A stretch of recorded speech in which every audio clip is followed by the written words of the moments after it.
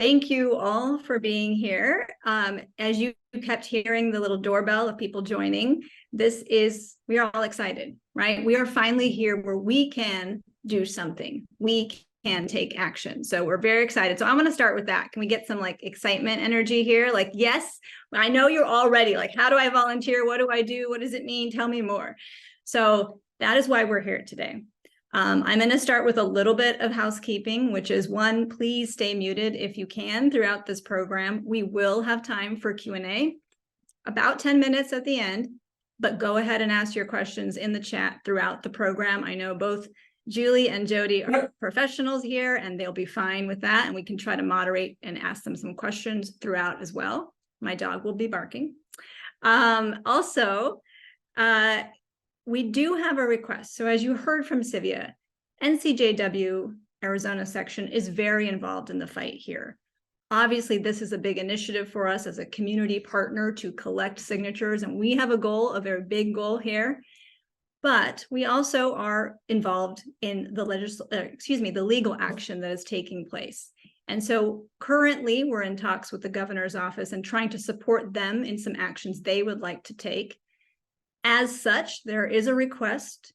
If there's anybody on this call or you know somebody that might have a story related to abortion they would like to share, a positive experience of why abortion care was positive for them, a family member, whoever in their lives, it can be anonymous, but if you could please let us know, or actually contact the person in the chat.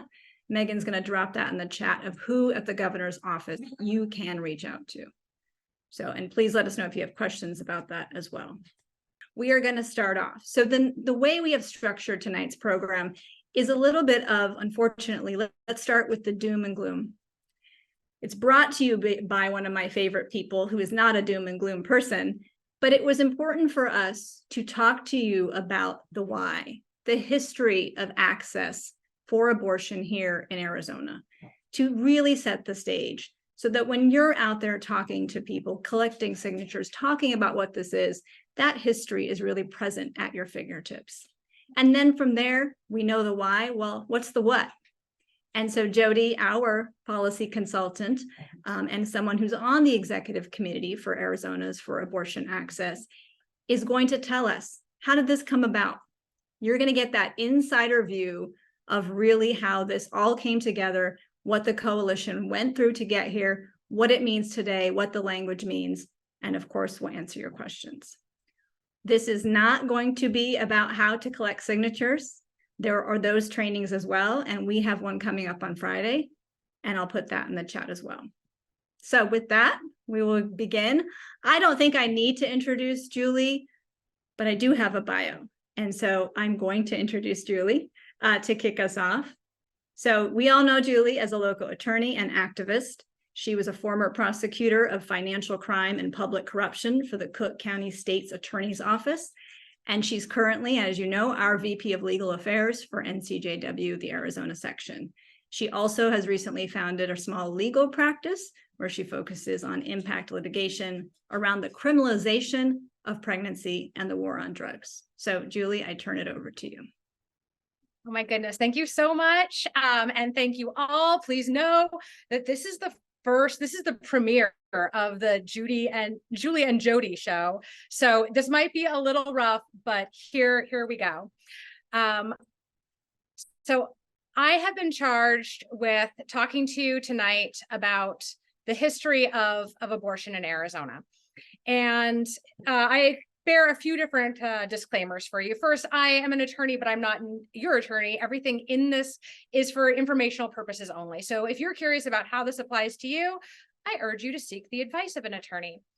The information in here is also, it has an expiration date because as we know in Arizona, because of all of these pending lawsuits and an activist legislature that is pro-forced birth, the content in this presentation can vary day to day and hour to hour. Last, this program is valid in Arizona only. Some exclusions apply. Ask your doctor if a better legislature or county attorney is right for you. Side effects may include rage-induced nausea, righteous fury, and a justified disillusionment in the judicial system. Also, I only speak for Julie Gunnigle tonight. I am not speaking at all for the initiative campaign. And while Anita might have her dogs, I have my children. So you might see a errant Gunnigle running behind us. So here's the history of abortion law in Arizona. And the first thing that I will want you to know is that the current abortion bans that are on the book, and it is bans plural, are the result of literally decades of pro-forced birth organization in community and electoral spaces. And we have seen this year after year. In fact, every single year since 2009, with the exception of one, we have seen the legislature incrementally chip away at these rights. So in 2009, we saw our so-called partial birth abortion ban. We saw a scope of practice ban the same year, the health insurance exchange ban in 2010, the telehealth medicine ban, the trap law enforcement ban that placed arbitrary restrictions on abortion providers in Arizona, the Born Alive ban in 2014, the admitting privileges ban in 2015, the abortion reversal law in 2016, and a heck of a lot more. So I want to talk to you a little bit first about what shores up this idea of why it is that people have a constitutional right to abortion. And it comes from this idea of a right to privacy. I already gave it away. I was going to say, can you tell me what amendment we get our constitutional right to privacy? In fact, you know what? I'm still going to ask that question. Go ahead and put in the chat real quick. This is going to be participatory tonight, guys. What amendment can we find our right to privacy? If it's not on the face of the United States Constitution, where did we get it from? Cindy, that's it? Come on. Also, good job, Cindy. So the very first case where we ever see anything about the right to privacy out of our Supreme Court comes from this case called Griswold v. Connecticut, or at least the first meaningful time. And what Griswold was about was a ban on birth control, and it got challenged and went all the way up to the United States Supreme Court, wherein we had a 7-2 decision authored by William O. Douglas that found that, maybe we get a right to privacy from the First Amendment and freedom of association. Maybe we can look at the Third Amendment's prohibition on quartering soldiers and find a right to privacy and a right to abortion. Maybe we look at the Fourth Amendment because you have to be able to be secure in your persons, papers, and effects. Maybe we look at the Ninth Amendment and this implicit right that aren't enumerated inside our Constitution that are supposed to be retained by the people. Or maybe we look to the 14th. And what's so interesting about the opinion in Griswold is that the court couldn't get its act together. It found that all of these rights, when you look at it together, and this is what the majority opinion ends up holding, and there's several concurrences, that there is a right out there, even if it's not explicit in the Constitution. Incidentally, our Arizona Constitution does have an explicit right to privacy. And at the end of this, I'm going to put my slides in the chat. There are bonus materials. This one takes you to the Arizona Constitution. Again, fun trivia for the night. Article 2 contains all of our enumeration of our different rights in Arizona. Does anybody want to wager? Just go ahead, wager a guess. How many personal rights are enumerated inside the Arizona Constitution?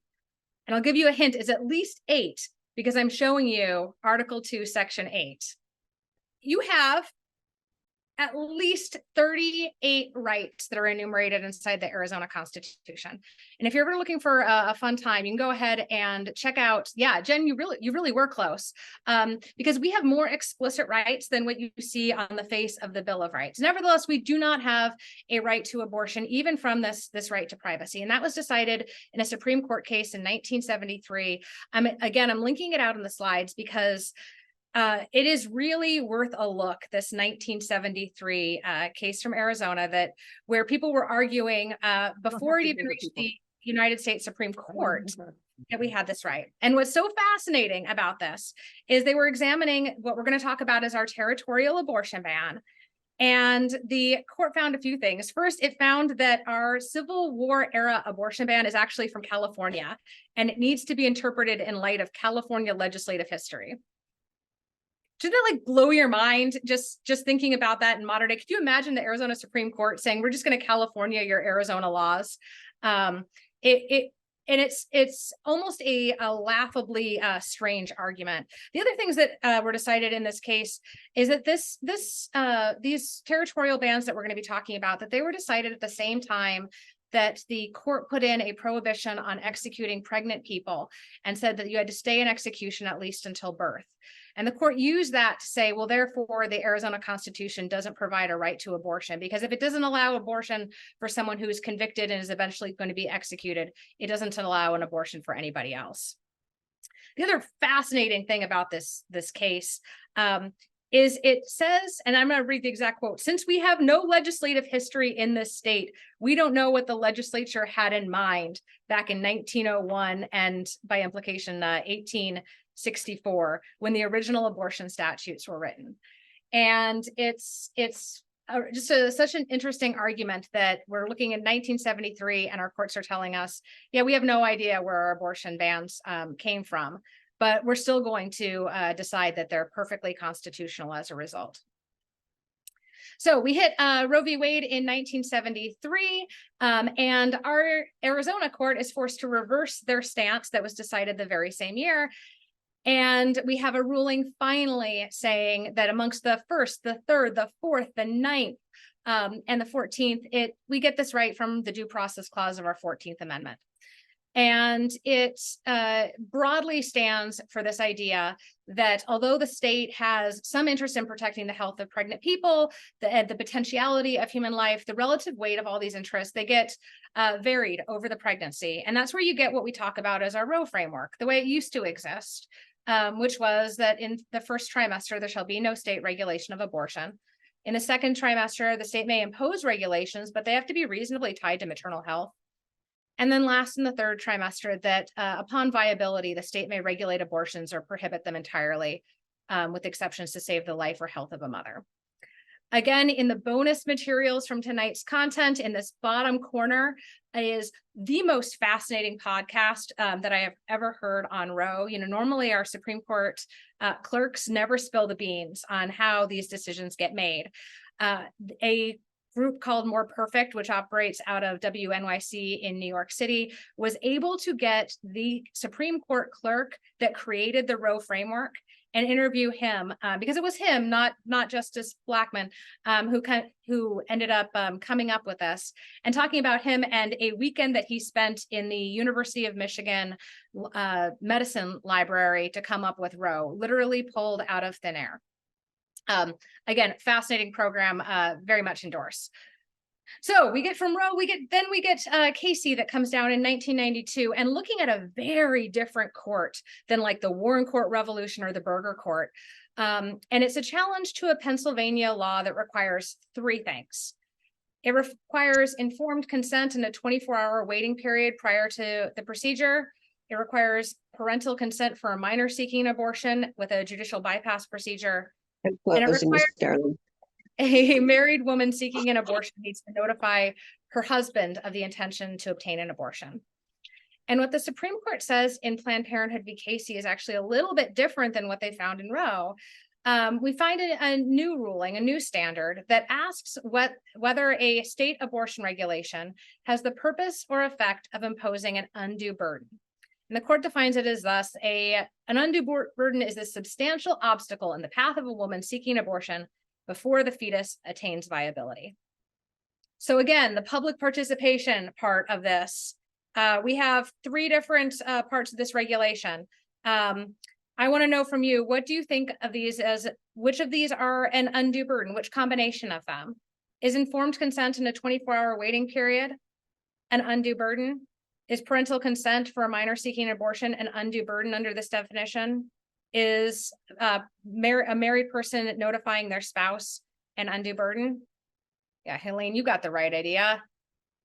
All of the above. I agree. All of the above seem to me to be an absolute undue burden. And I hope anybody tuning in realizes all of those burdens that informed consent or parental consent might propose.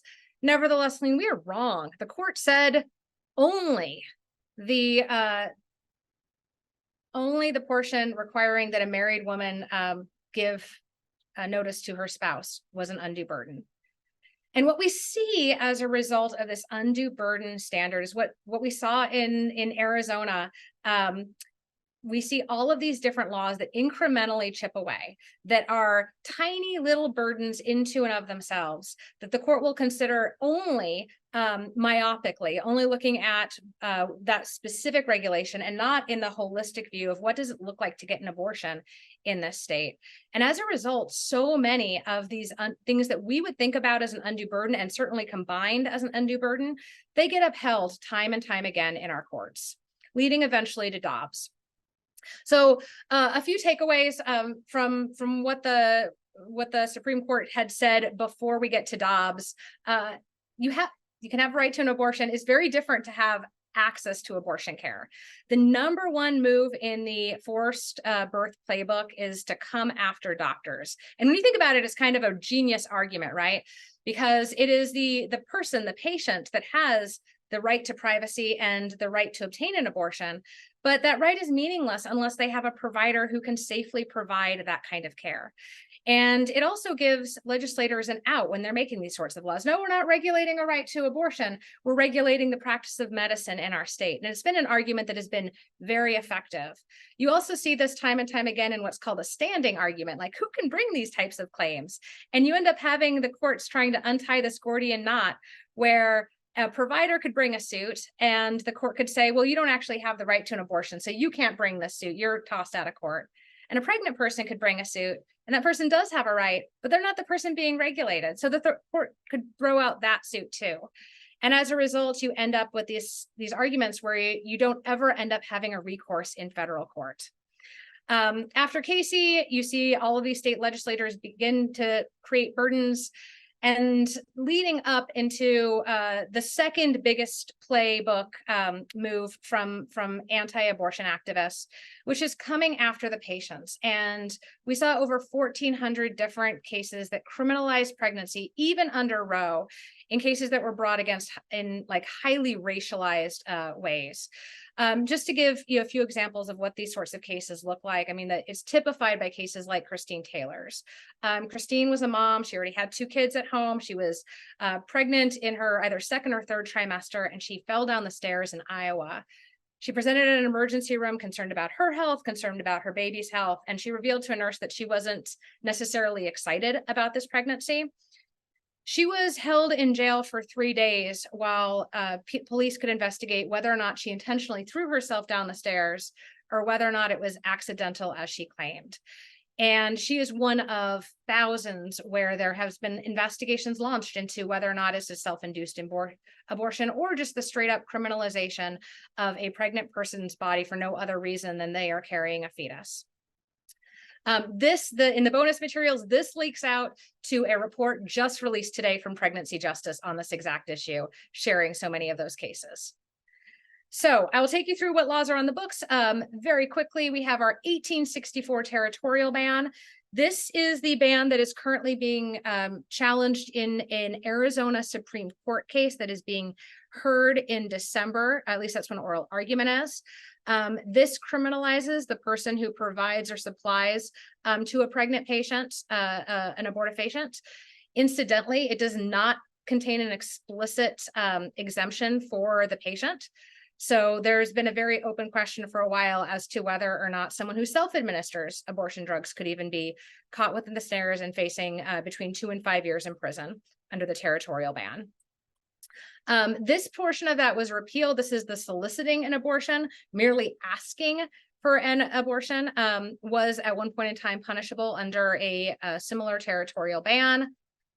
And this is also currently on the books. It creates a misdemeanor for anyone who even advertises or publishes about the ability to obtain birth control. So it reaches beyond even our traditional notions of what abortion is and goes right into pre-Griswold sorts of criminalization.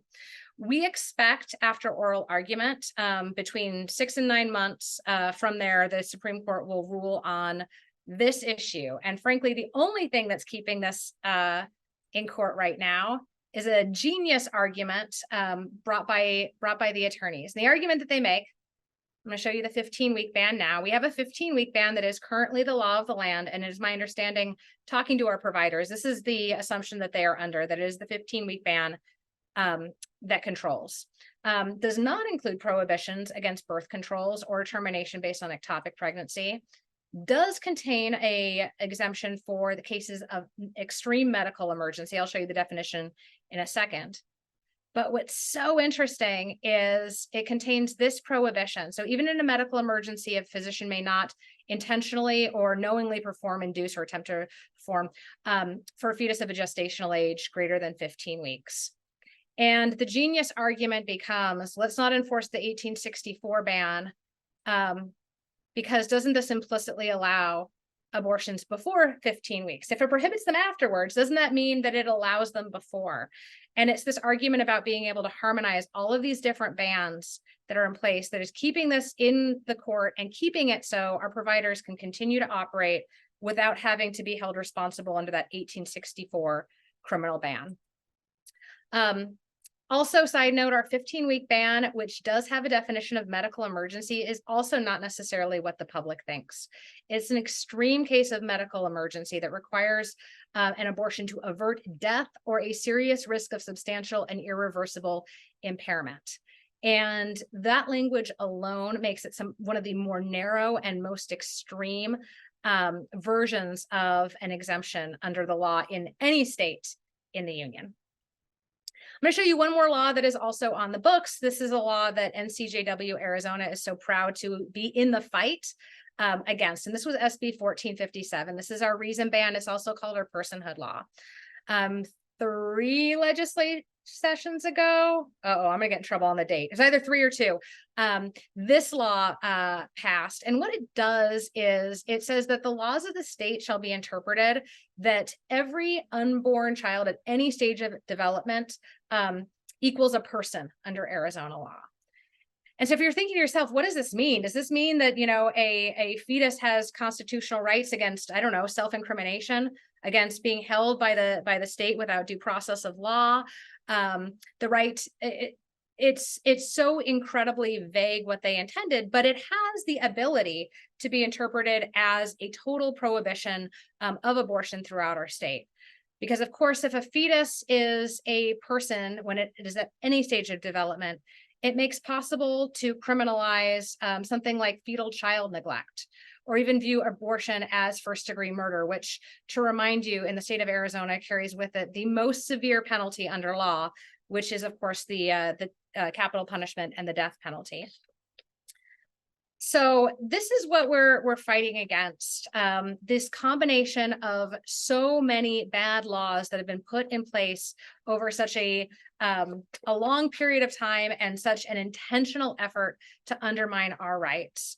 So to that end, I will leave you with this now that you know what the laws we are fighting say. We have to take the baton when it's passed to us and run as hard and as fast as we can and then pass it on to someone else. It is my privilege tonight to be on this call with so many people who have held this baton for their lifetime. Thank you. So many of you who are just now contemplating of picking this baton up. Thank you. We've been waiting for you. And everyone in between. This is our last push, y'all. This is our last sprint, and we need to be in it, all in it, to run as hard and as fast as we can to get this over the finish line. And Jodi, I'm going to pass off to the amazing Jodi Liggett, who's going to tell you exactly how it's going to be done. That sounds fantastic. Hi, everybody. I'm going to share my screen here. Let's see if I can do it.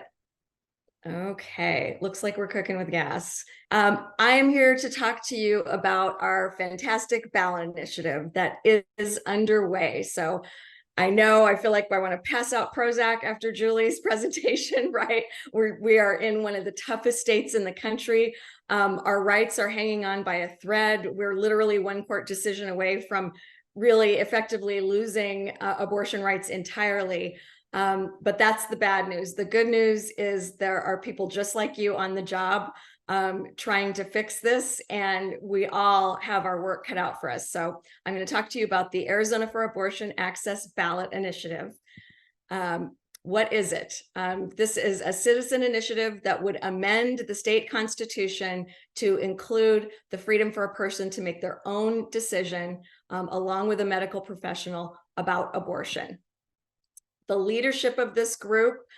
First of all, this isn't just a group, it's going to be a movement. It grows every day in terms of the people and groups that are helping. The core group, though, was Planned Parenthood Advocates of Arizona, NARAL Arizona, a group called Healthcare Rising that did the medical debt ballot initiative.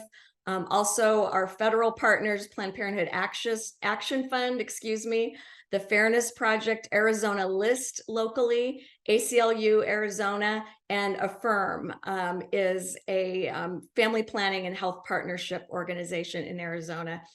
And I'm really proud to be on the executive group of this committee. So as Julie mentioned, last year, we effectively lost our rights. There's still some question as to whether the 15-week ban applies or the 1864 ban applies, but any way you cut it, we're in a dire situation and it's not acceptable. So Arizonans want access. We know this.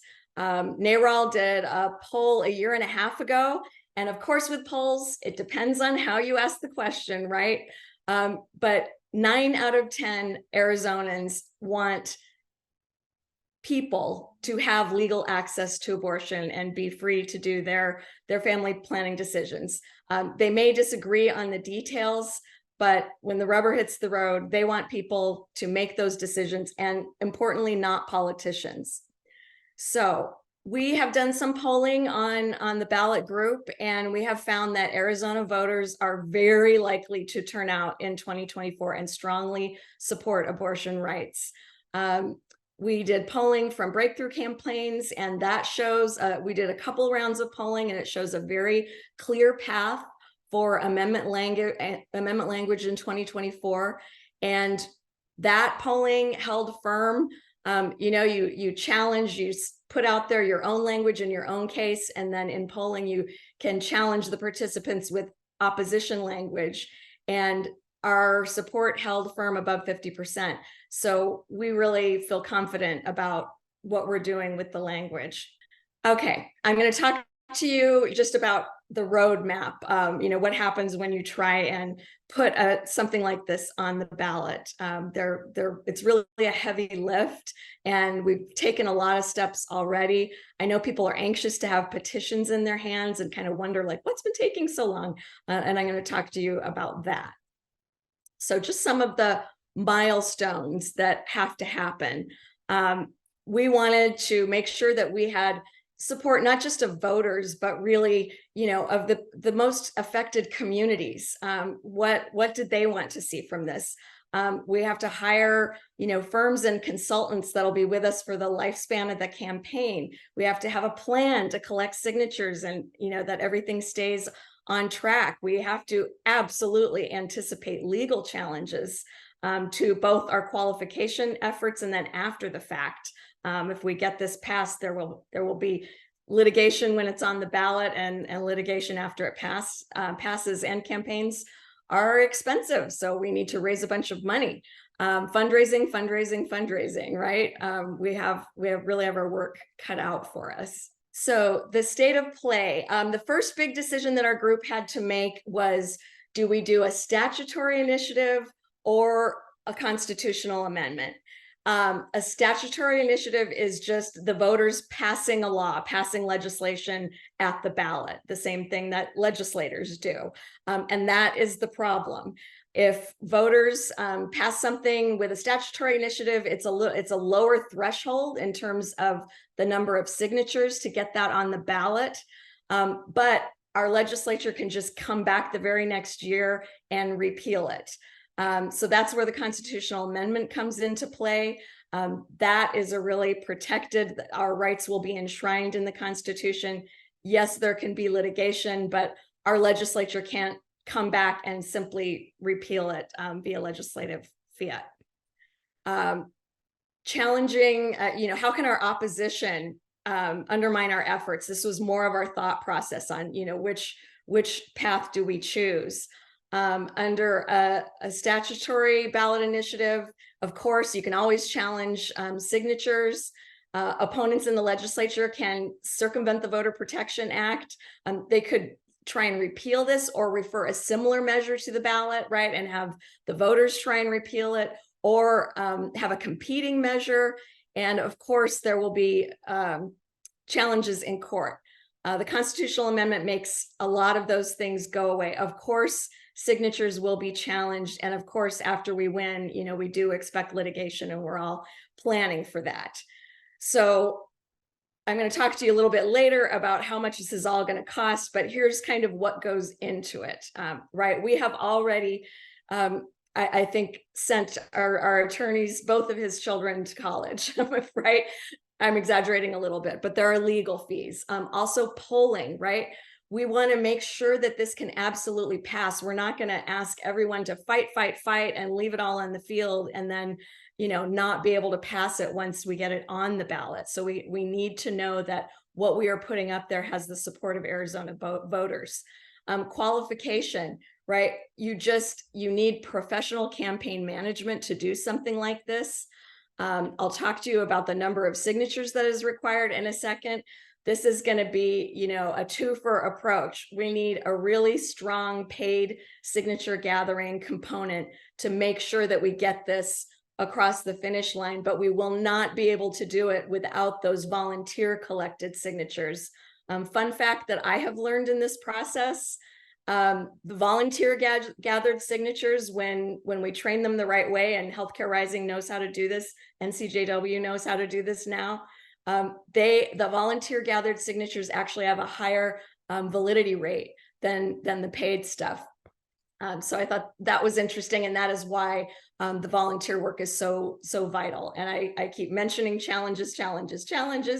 There are legal challenges to the language, but also Arizona over the last several years has enacted so many restrictions and requirements, both on signatures and petitions themselves, that there are a lot of avenues for our opposition to attack us. So we have to be squeaky clean, and we just have to know that we are going to be, paying legal bills, and that's just the price of doing business.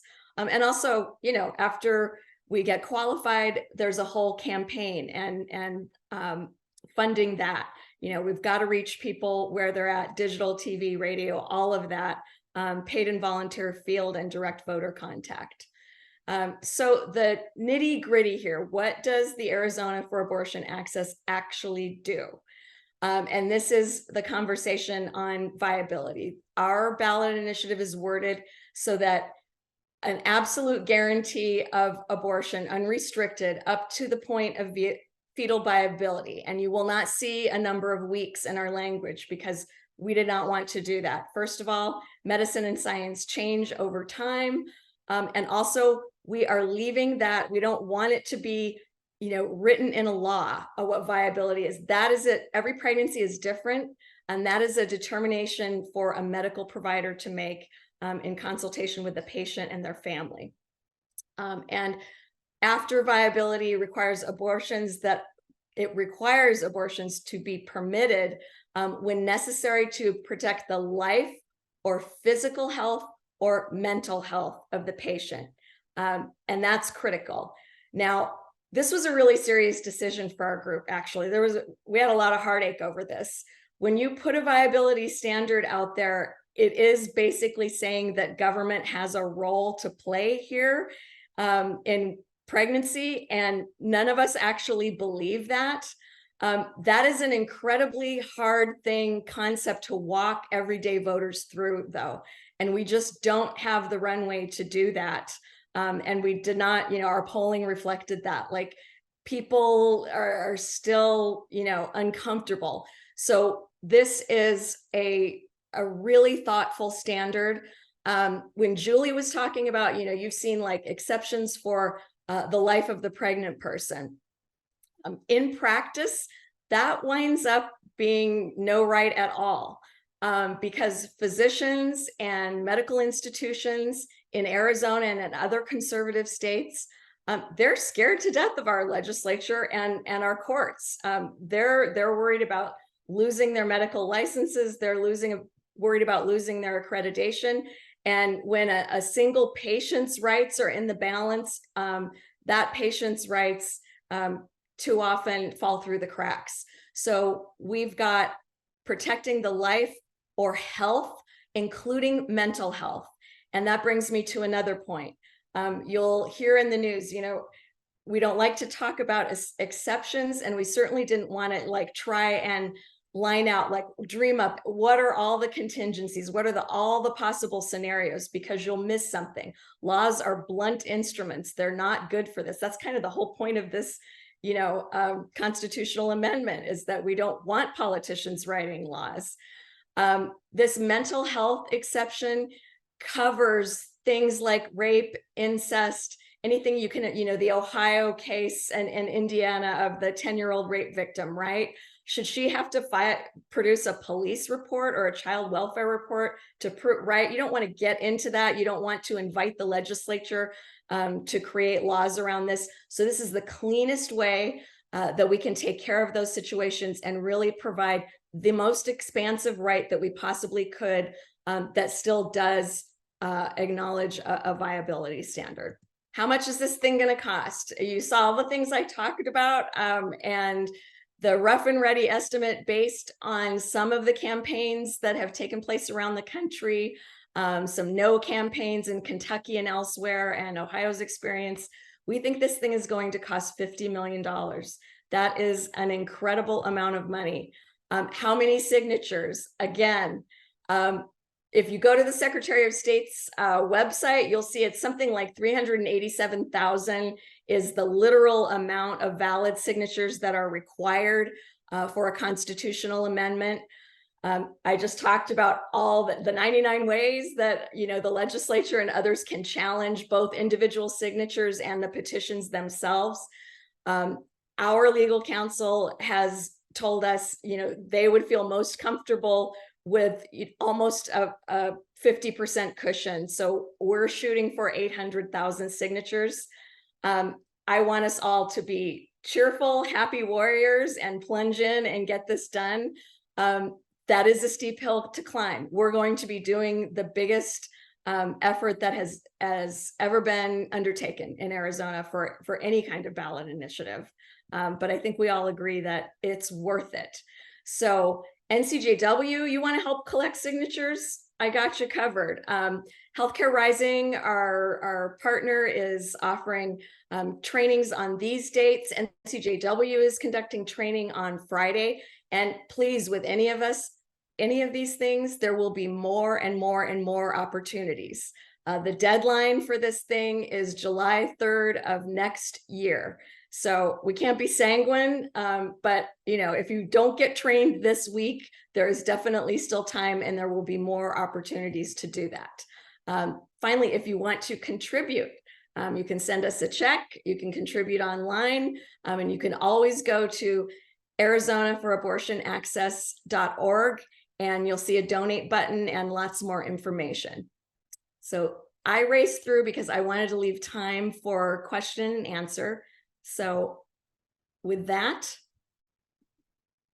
you can go ahead. Thank you. Taking questions. That was amazing and a really good insider's view of kind of how this all came about. But I know there has to be questions, and there is one there from Becky. I'm still in sperm hits egg. That's this requirement, the bill that was going through about actually making it harder to have these ballot initiatives. Right. You're catching me. I believe that they were able to refer that, but that is not in effect yet. That's was another part of our no-go decision, right? They're able to do this, refer things directly to the ballot. So there's that requirement. And also there's an existing 60% of the vote for tax measures. They're taking a run at that for any measure that's put on the ballot, that you would have to get 60% of the vote. That is really tough in some circumstances. And it's absolutely, tough in a case like this. So we thought this was our window. We have to do this. We have to do this. And we were encouraged. I just want to give a shout out. When Roe fell, it was hasty, but I think it was an incredibly heroic effort by a number of women. I'm sure there were women on this call Arizonans for Reproductive Freedom, you know, gave it a shot, like tried to refer something to the ballot. Those folks got 175,000 signatures, I think, in 2 months' time. That was incredible. So that is why one of the reasons we are so optimistic. We think that this language, they didn't have a chance to have Leg Council review their language. We've done that. So we feel really confident that we're going to pass muster on any further legal review. And there are things like the single subject requirement. We can get all into that if you want to, but no, some of those really draconian things, first of all, they may not pass. And in any case, they haven't taken effect yet. So Jodi, when petitions are coming, that's the big question, right? I am 95% certain that we will have petitions in hand this week. We had our absolute final language and it had gone to the printer at the end of last week. And I know that, you know, we have to review those and like literally get out our ruler and make sure that it's like down to the 10th of a millimeter, you know, on all the margins and all that stuff. I'm serious. They'll throw out an entire page of signatures if it's wrong. But I expect to have those petitions so we can start distributing them at the end of this week. And as to where to get them, I know Healthcare Rising's office will be a location, and there will probably be others announced. Right, and we will try. NCJW is going to try to have a couple of hubs, so you know if you're on our list, you'll hear about those as well. Definitely. And someone asked earlier about our several of the individual. We did a huge couple rounds of listening tours, and a lot of the folks who were involved in that effort participated in that and had a voice.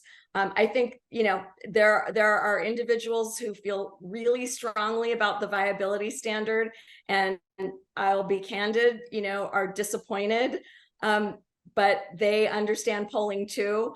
And I haven't heard a single person say that they would work against this initiative or vote against it. Everybody is voting for it. Everybody supports this. I really think that that's important to acknowledge, though, that there's a diversity of opinion out there.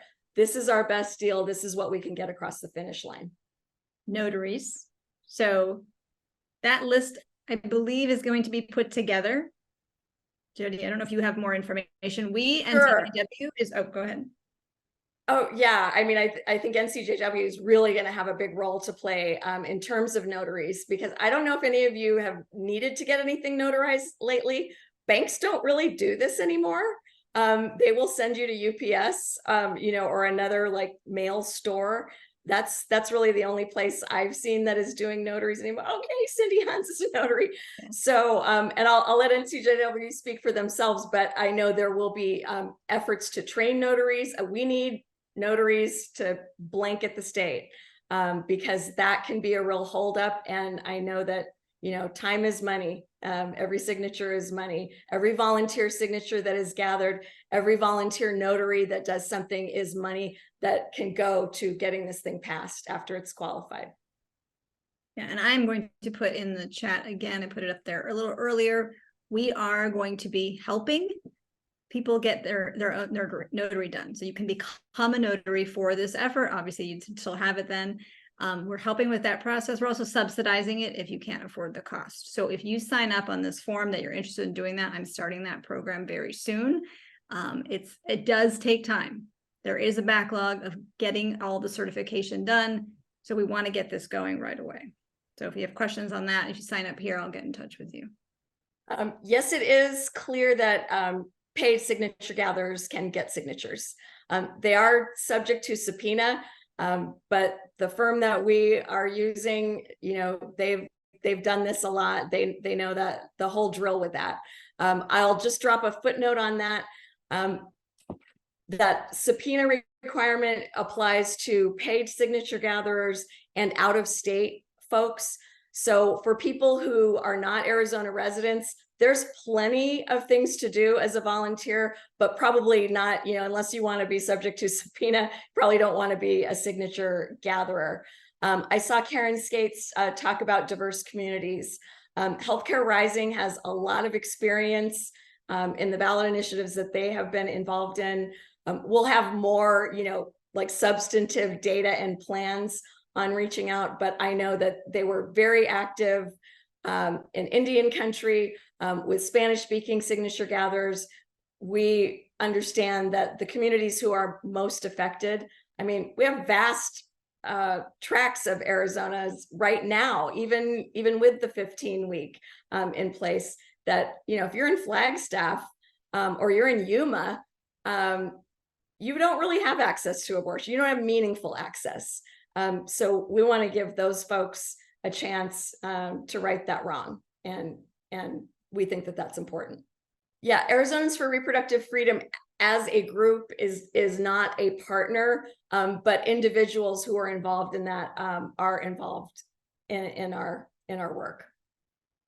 And they did, yeah, heroic, 175,000 signatures and a lot of donors and several of the same partners.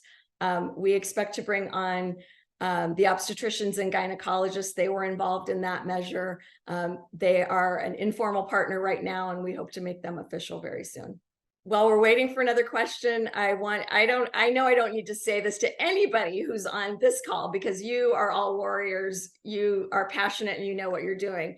Some of your friends and neighbors, they might go to our website and, you know, maybe it doesn't have the latest update on it, or, you know, you saw my cut and paste PowerPoint presentation. Most of the folks who've been working on this are doing this on top of their paid job. This is a people-powered campaign. So we are not, you know, we have to remind our friends and neighbors, they are not customers. They're soldiers. They're part of a movement. We are not delivering a curated experience to them, right? They are enlisting in a fight. And I say that because I even, you know, my own self, like within our coalition, I would think like, well, you know, why don't we have marketing materials? Well, it's because nobody's done the marketing materials yet. I'm really proud of our group. I think we're doing a great job. And as our fundraising gathers steam, right, you'll see it get more and more and more professionalized. But I'm asking for everyone, you know, be patient and let's remind each other, you know, who we're trying to help. This is for a lot of us. It's not going to benefit us. It's going to benefit our sons and daughters. We will connect. If you want to become a paid signature gatherer, we will connect you with Healthcare Rising. They will hold the contract for the field provider, and we can connect folks who want to be paid signature gatherers with that effort. All right, we are about 5 minutes. Woo! That's amazing. I really didn't expect us to fit this all in. Any other questions? Well, we have the fabulous Jodi here, and also for Julie. Any questions? I want to give a shout out to NCJW, who is just always, always, always there.